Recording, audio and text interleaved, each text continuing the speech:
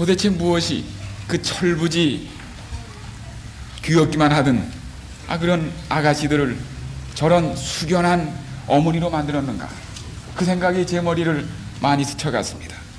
뿐만 아니라 그 젊은 어머니들, 국민학교 어머니들인가 참 젊으시대요. 그 젊은 어머니들이 지금은 직책이 뭔가 하면 생존 경쟁이 아닌 생존 전쟁에 죽기 아니면 살기 훈련소장의 직분을 맡고 있는 것입니다. 네. 자녀들을 정말 점점 살아가기 힘든 생존 전쟁터로 화한 전쟁터에 아이들을 장차 살게 할 훈련시키는 그 참 비장한 각오를 가진 훈련소장들로 모습을 보여준 게 제 마음에 얼마나 큰 그 인상이었는지 모릅니다. 언제 저렇게 됐을까? 웨딩 마치를 들으며 이 참 주례 목사 앞을 건너오던 그때 그들은 그렇게 되지 않았습니다. 언제 그렇게 됐습니까? 9개월 출산을 기다리는 동안 엄마가 돼가고 있는 겁니다. 아마 틀림없이 시집 보낼 때 그 친정 어머님들이 그러셨을 거예요. 저 칠칠 맞은 것이 시집을 가서 어떻게 산다. 이렇게 겨우 간 것만도 대견한데 이제 아이까지 낳게 된 겁니다. 9개월 동안 정말 엄마 교실을 거기서 이수한 겁니다. 그리고 하늘이 노래지고 무너지고 난 뒤에 아가의 울음소리를 들으며 엄마도 그때 탄생하는 겁니다. 아기가 탄생할 때 엄마도 그때 탄생한 것입니다. 그리고 엄마가 무엇이라는 뜻을 그때 알게 된 것입니다. 사전에서 얘기를 많이 듣고 엄마 많이 수없이 불렀지만 엄마의 뜻을, 아기의 울음소리를 들으며 그때 엄마의 뜻을, 진짜 뜻을 알게 된 것입니다. 그리고 결혼의 뜻도 그때 알게 되는 것입니다. 결혼이 무엇이라는 것을. 그리고 인생이 그게 아니라는 것도 그때 알게 됩니다. 그 다음엔 그 새로 태어난 생명을 보면서 이 아이가 어떤 아이인데 그런 한 생명에 대한 가치를 비로소 깨닫게 됩니다. 그리고 이 아이를 위하여 죽을 수 있는 엄마가 비로소 되는 것입니다. 무서운 생명력을 지닌 존재가 되는 것입니다. 여자는 약하지만 엄마는 강하다는 바로 놀라운 초자연적 기적이 그때 생기는 것입니다. 아마 아이를 낳으려고 하실 때 자기를 낳은 엄마를 원망도 하셨을 거예요. 나를 왜 낳아서 이 참담한 고통에 빠뜨렸는지. 아마 남편도 원망했을 겁니다. 태어난 자체도 무의식이든 의식이든 원망하셨을 거예요. 그리고 그랬을 거예요. 다시는 안 난다. 이것이 처음이자 마지막이다. 이렇게 해서. 요한복음 16장 좀 보세요. 정말 그런가? 요한복음 16장 20절.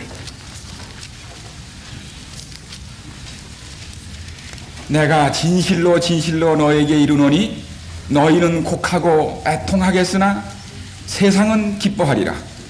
너희는 근심하겠으나 너희 근심이 도리어 기쁨이 되리라.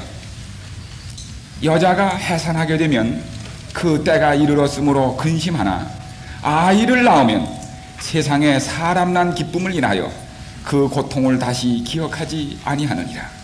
지금은 너희가 근심하나 내가 다시 너희를 보리니 너희 마음이 기쁠 것이요 너희 기쁨을 빼앗을 자가 없느니라. 바로 여러분, 이것이 어머니들이 경험한 그 경험이 아닙니까? 그래서 아이가 채 젖도 떨어지기 전에 방긋방긋 웃기 시작하면 둘째를 낳아야지, 그 생각이 다시 드는 겁니다. 그래서 여럿을 낳으셨습니다. 우리 아마 목사님, 오봉열 목사님, 제가 전에 잊으셨는지 모르지만 저희가 한 자리에 모였을 때 그 중에 이 목사님이 자녀가 제일 많으세요. 그래서 목사님, 아이들이 그렇게 자녀들이 많으면 우리 한둘 가진 사람보다 덜 귀엽죠. 그랬더니 목사님 뭐라고 그러신지 기억하세요? 넷이시죠? 네? 또 그 후에는 아니시니까. 네. 아이를 넷쯤은 낳아봐야 아이 귀한 줄 아느니라 그랬어요.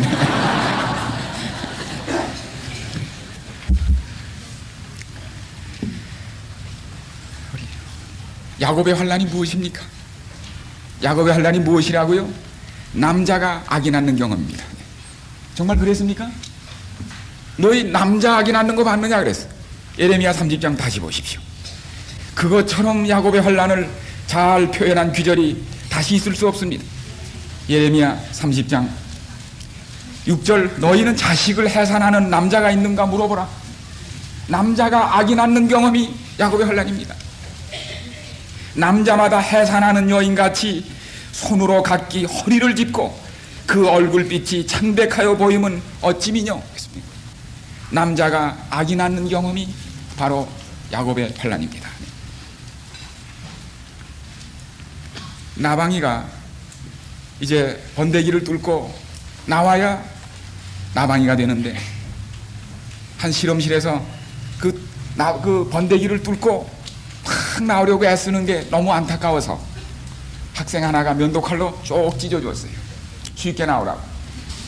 그랬더니 삐죽이 나왔는데 얼마 후에 퍼득퍼득 날다가 죽었습니다. 그 번데기를 뚫고 나오는 순간 세상에 살 수 있는 생명력이 주어지는 것입니다. 그것을 도와서는 안 됐던 것입니다. 야곱의 환난은 옛사람 야곱이 껍질을 벗고 이스라엘이 되는 나방의 경험인 것입니다. 이것은 도와서는 안 되는 것입니다. 그 과정을 거치지 않으면 결단코 날개가 달린 나방이가 될 수 없는 경험입니다. 그것은 9년 내지 7년 내지 13년 동안, 최근에 조사해 보니까 17년 동안 두엄 속에서 갇혀있던 그 군뱅이가 매미가 되는 순간인 것입니다. 승천을 준비하는 과정인 것입니다. 껍질을 벗고 승천의 날개를 다는 순간이 바로 야곱의 환난을 거치는 생물학적 이유인 것입니다. 저는 이러한 과정을 거쳐서 그동안 죄로 사람답지 못하게 살던 사람이 진짜 사람이 되는 것입니다. 사실 우리는 외양은 사람 같지만 죄 때문에 사람답지 못하게 살고 있어요. 세상에 사람답지 못한 사람이 얼마나 많습니까? 정도 차이지. 모두가 그래요. 사람답지 못해요. 사람이 어떻게 그렇게 합니까? 마침내 야곱의 환난을 거쳐서 우리는 사람이 되는 경험을 그때 하게 되는 것입니다. 이번에 저는 특별한 경험을 여러분과 함께 하고 있습니다. 그리고 그 속에는 특별히 여러분들에게 사과하는 마음이 포함되어 있습니다. 왜냐하면 재작년 무주구촌동에서 중소합회 야영회가 있었습니다. 참 얼마나 제가 감명을 받았는지 모릅니다. 60여 대 관광버스에 40여 명씩 채운 그 관광버스가 60여 대가 그 전날 무주구촌동을 향해서 올라오는 모습을 보면서 정말 감명을 받았습니다. 그리고 집회가 끝날 무렵엔 3,500명인가 되는 사람들이 거기 모였댔어요. 그런데 첫날 이렇게 온 정말 1년 내내 벼르고 참 많은 시간과 돈을 들여온 이 집회를 환영하지 못하고 오히려 억수 같은 비가 내리기 시작했어요. 저희가 들었던 그 텐트도 물이 차가지고 스티로포가 뜨는 바람에 밤중에 하산을 했습니다. 저희들은 밑에 있는 그 여관방에서 저희 집사람하고 밖을 내다보며 잠을 자지 못했어요. 아침에 금식 기도를 했습니다. 이거 큰일 났다고. 그러면서 우리가 올라가면서 그렇게 생각했어요.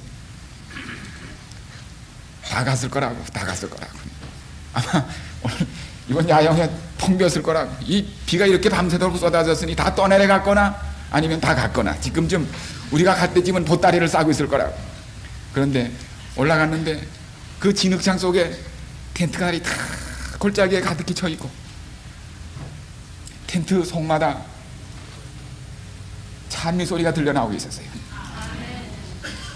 간 사람은 하나도 없을 뿐더러 감사에 충만하고 거기다 된장찌개까지 냄새가 나와서 얼마나 향긋했는지.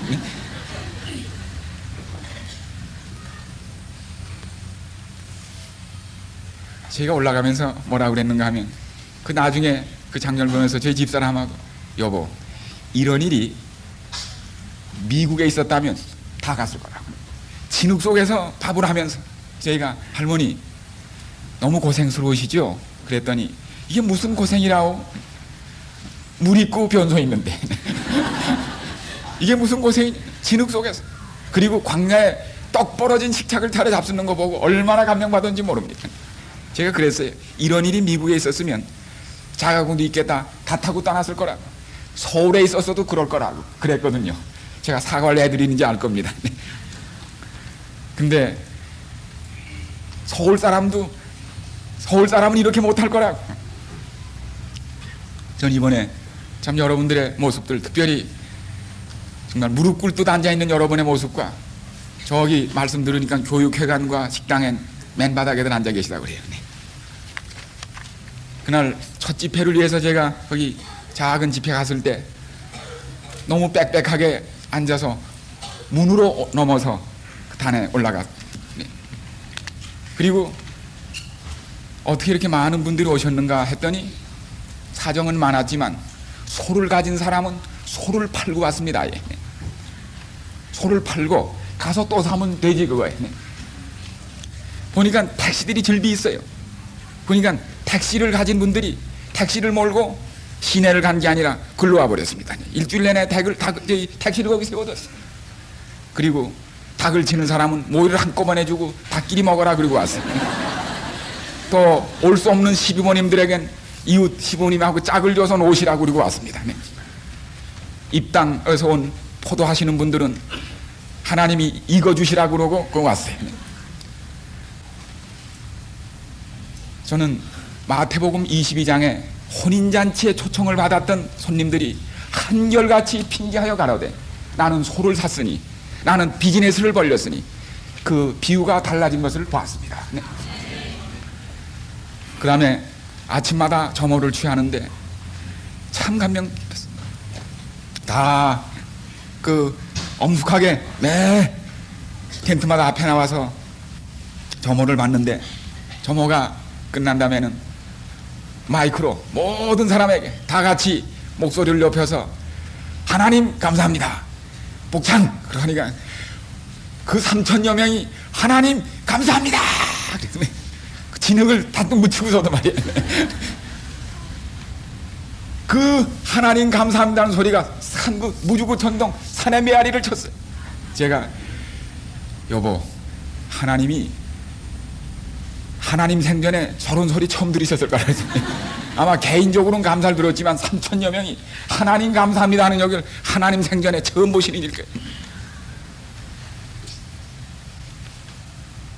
그리고 그분들이 쭉 서서 끝나는 날 아침에 마지막 점호 준비 끝 그렇게 이제 합회장님과 이 책임 맡은 분들 앞에서 그렇게 각 막사마다 할 때 제가 예수님께 그런 말씀을 하고 싶었어요. 주님, 점호 준비 끝이 아니라 승천 준비 끝입니다. 승천 준비. 네. 그러면 예수님이 승천 준비 그렇게 하실 것만 같아요. 네. 참 그 말씀을 사모하고 변화되기를 원하는 그 백성의 그 모습 가운데 저는 그리스도의 완전을 이룰 수가 있었습니다. 승천을 준비하는 백성들의 모습을 분명히 볼 수 있었습니다. 저는 그 모습을 서울에서는 못 볼 줄 알았어요. 솔직히 그걸 사과하는 겁니다. 오늘 참 종경걸음으로 집회를 이 불편한 가운데 땀띠가 몸에 나면서도 말씀을 삼아오는 여러분을 뵈면서 하나님께서도 당신의 백성을 어디에나 가지고 계시다는 확신을 주신 것을 인하여 감사합니다. 여러분들을 뵈면서 자칭 지도자 중에 하나라고 생각하는 저는 몹시 부끄러움을 느낍니다.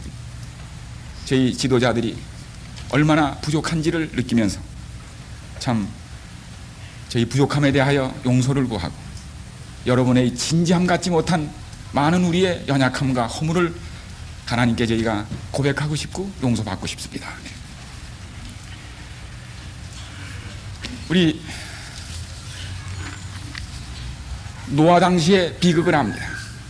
목수들은 비가 안 올 때는 방주 안에서 많은 시간 열심히 일했습니다. 그 큰 방주를 지을 때 얼마나 많은 목수들이 있었습니까? 그러나 비가 올 때 그들은 방주 밖에 있었습니다. 비가 안 올 때 그들은 방주 안에서 배를 젓고, 비가 올 때 그들은 방주 밖에 있었습니다. 사랑하는 여러분이요, 우리가 주님의 일을